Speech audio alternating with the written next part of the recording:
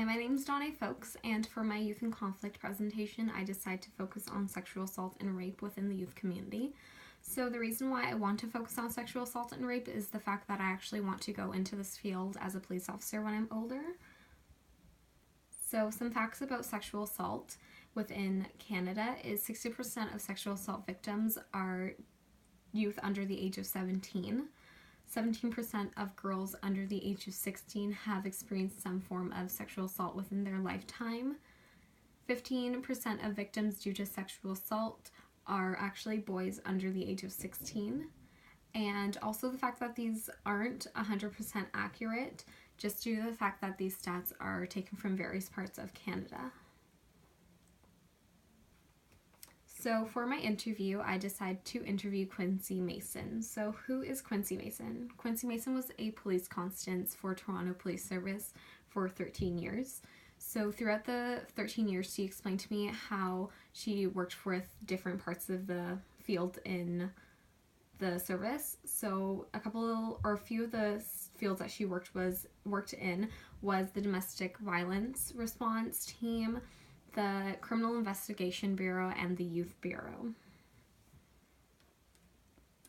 So the questions I decided to ask Quincy was, how did dealing with a sexual assault case affect you personally? Were these experiences mentally hard to deal with?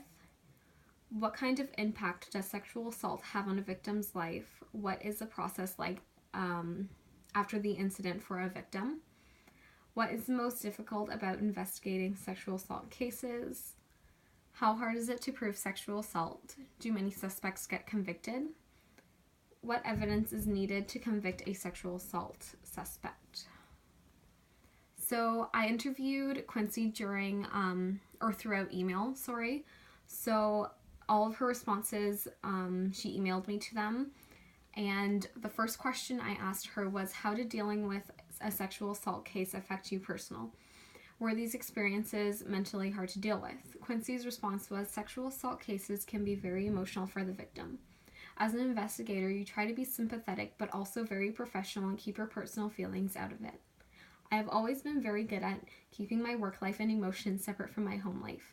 It is something that you have to work on and try to keep separate, because if you bring your work home with you, it can be emotionally taxing. My husband's also a police officer, so it is nice mentally to be able to talk things through with someone who understands. This helps with being able to keep things professional and separate. The second question I asked was, what kind of impact does sexual assault have on a victim's life? What is the process like after the incident for a victim? Quincy's response was, all victims handle things differently. However, I found that all victims of crime I have dealt with, sexual assault victims, are the most emotional and affected by what has happened to them. It is something that has not only hurt them physically, but emotionally, and they feel their safety has even robbed from them. After a sexual assault has been reported, the victim's life can become complicated, busy, and very stressful. Victims of rape have invasive medical exams they go through. They are interviewed, usually on camera, and have to relive the experience over many times before the case even goes to court. Once in court, it can even be harder for the victims, since a lot of the time it is the victim's word against suspect. Testifying can be emotional and extremely stressful. It is a very long process. As a police officer, you get the victim in touch with victim services as soon as possible so that they can get assistance in dealing with what they have gone through and the complicated legal process they are about to enter into. The third question I asked was, what is the most difficult about interviewing sexual assault cases? Or investigating sexual assault cases, Quincy's response was, the most difficult part of investigating a sexual assault case is maintaining neutrality. It is very difficult not to take one side over another. Dealing with a very emotional victim can also be heart-wrenching and difficult to get the information you need from them. The fourth question I asked was, how hard is it to prove sexual assault? do many suspects get convicted? Her response was, "It is very difficult to prove sexual assault.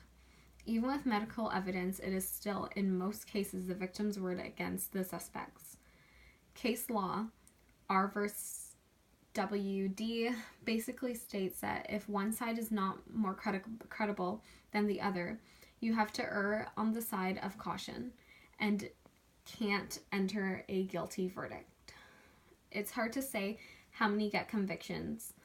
I would say if all the sexual assault cases I have dealt with, it's about 50% conviction rate.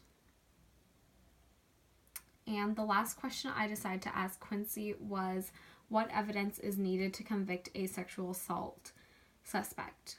So her response was, you require a victim, human evidence, medical evidence helps, victim credibility, witness testimony, and guilty plea by the suspect. These were the sources I used for my facts on sexual assault and rape. These stats were taken all throughout Canada, and